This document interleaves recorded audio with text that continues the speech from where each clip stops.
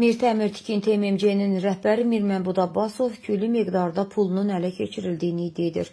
Bir xəbər media Qafqaz Info isnadən xəbər verir ki, iş adamı şəriki tərəfindən 380 min manat pulunun mənimsənildiyini deyir. O bildirib ki, Azərbaycan Avtomobil Yolları Dövlət Agentliyinin 20 saylı Yol İstismar İdarəsinin rəisi Mirqiyas Kazımovun əməlləri ilə bağlı dövlət qurumlarına şikayət edib. Mən Mir Təmir Tikinti MMC-nin təsisçisi və direktoruyam. Müəssisə 2022-ci ilin fevral ayında təmir tikinti fəaliyyəti ilə məşğul olmaq məqsədi ilə təsis edilib. Həmin vaxt 20 saylı Yol İstismar İdarəsinin rəisi Mirqiyas Kazımov mənə şəriklik təklif etdi və mən razılaşdım.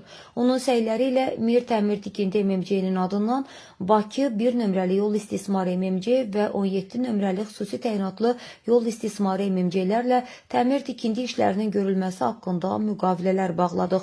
Bu müqavilələrin bağlanmasında Kazımovun başlıca rolu oldu. Adı şəriklik olsa da görülmüş işlərə Mirqiyas Kazımov heç bir vəsait qoymadı. İşlərin hamısı mən Mir Məmdud Abbasovun şəxsi vəsaiti ilə icra edildi. Şikayətçi bildirib ki, şəriki müəssisənin mühasibət işlərinin aparılması Mirqiyas Kazımovun dostu Berk Qrup şirkətinin rəhbəri Kənan Ağayevə həvalə edib. Biz müəssisənin möhürünü və asan imza nömrəsini Kənan Ağayevə təhvil verdik. Mən öz vəsaitimlə Bakı-Quba yolunda təmir tikinti işləri apardım. İşləri yekunlaşdırıb, təhvil təslim aktı ilə təhvil verdim. Gördüyüm işlərin pulu müəssisənin hesabına daxil olan kimi Mirqiyas Kazımov və Kənan Ağayev pulları öz yaxın adamlarının bank hesablarından müxtəlif istiqamətlərə köçürərək nağdlaşdırılmasına nail olublar. Eyni zamanda cəmiyyətin direktoru kimi mənim xəbərim olmadan Mir Təmir Tikinti MMC-nin adından müxtəlif layihələrdə çıxış edərək vergidən yayınıblar.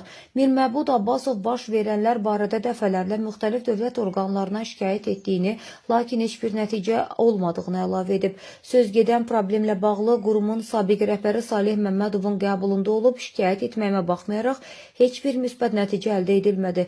Nəticədə pul qazanmaq üçün şəxsi evimi satıb, təmir tikinti işləri aparmaq həvəsinə düşmüş biri kimi hazırda acınacaqlı vəziyyətdəyəm. Üstəlik, qarşı tərəfin hədə qorxusu ilə üzləşməkdəyəm. Yaranmış borca görə vergi orqanı tərəfindən ölkədən çıxışıma məhdudiyyətdə qoyulub. Ona görə müalicə məqsədi ilə də ölkəni tərk edə bilmirəm. Azərbaycan Avtomobil Yolları Dövlət Agentliyindən isə sorğuya cavab olaraq bildirildi ki, müraciətdə adı qeyd olunan Mirqiyas Kazımov hazırda həmin qurumda çalışmır.